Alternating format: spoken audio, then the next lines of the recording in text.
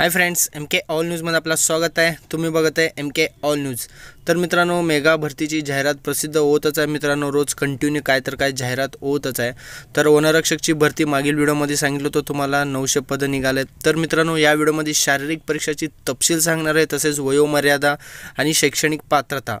ते video upload केल्यानंतर मला भरपूरच मेसेज आले होते की फिजिकल काय असणार आहे, वयोमर्यादा काय, तर किती शिक्षण पाहिजे। तर पूर्ण या व्हिडिओमध्ये सांगितलेलं आहे मित्रांनो। स्टार्टपासून एंडपर्यंत नक्कीच बघा।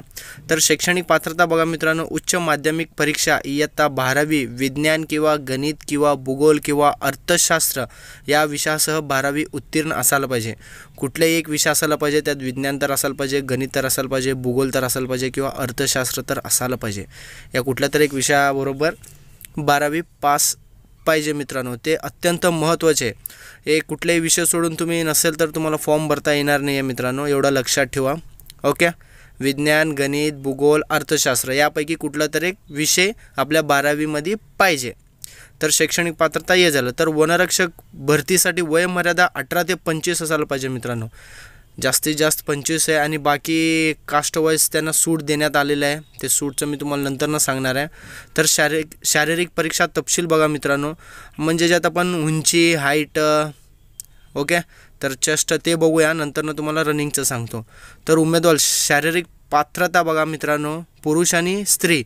उंची बघा, पुरुष म्हणजे पुरुषांचं 163, स्त्रियांचं 150।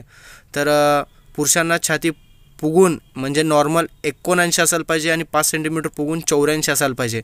बाकी वजन जे असतं ना मित्रांनो, ते वैद्यकीय चाचणीमध्ये बघितले जातात।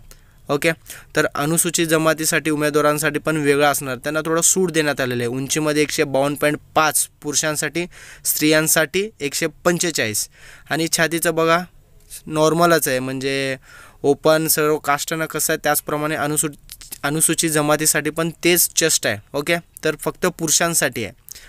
तर स्त्रियांसाठी आता फिजिकल बघा मित्रांनो, स्त्रियांसाठी 3 किलोमीटर आणि पुरुषांसाठी 5 किलोमीटर आहे मित्रांनो। ओके, तर आता किती मिनिटात आलं तर किती मार्क आहेत त्याचं एक डायग्राम आहे, ते तुम्हाला दाखवणार आहे मित्रांनो। ते व्हिडिओ तुम्ही स्टॉप करून पण बघू शकता।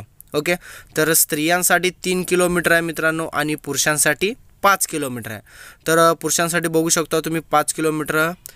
तर धावण्याची चाचणी पूर्ण करण्यासाठी लागलेला कालावधी मिनिटात आहे आणि इकडं गुण आहे। तर 17 मिनिटापेक्षा कमी म्हणजे आपण 5 किलोमीटर कंप्लीट केलं तर आपल्याला 80 मार्क आहे मित्रांनो।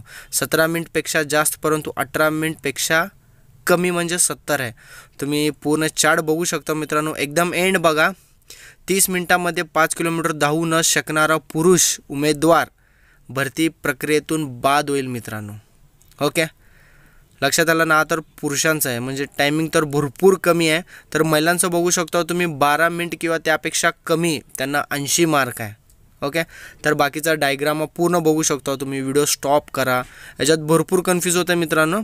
ओके, तर स्टॉप करा व्हिडिओ आणि बघा। आणि इकडं बघा, 25 मिनिटांमध्ये 3 किलोमीटर धावू न शकणारी महिला म्हणजे ती उमेदवार भरती प्रक्रियेतून बाद होईल मित्रांनो। आणि सर्वांसाठी एक महत्त्वाची सूचना आहे आणि अत्यंत महत्त्वाची सूचना आहे ती। तर या भरतीमध्ये सर्वात अगोदर लेखी एक्झाम होणार आहे मित्रांनो। ओके, तर या वर्षीपासून लेखी एक्झाम होणार आहे, नंतरनं फिजिकल होणार आहे। ओके, त्याचा पण व्हिडिओ बनवून मी तुम्हाला नक्कीच सांगणार आहे मित्रांनो। ओके, तर व्हिडिओ आवडला असेल तर नक्कीच लाईक करा मित्रांनो, तसेच सबस्क्राईब करायला विसरू नका। सबस्क्राईब केल्याने अशा प्रकारचे न्यूज आणि मेसेज मी तुम्हाला अपडेट देतच असतो मित्रांनो। माझं चॅनलचं नाव आहे एम के ऑल न्यूज।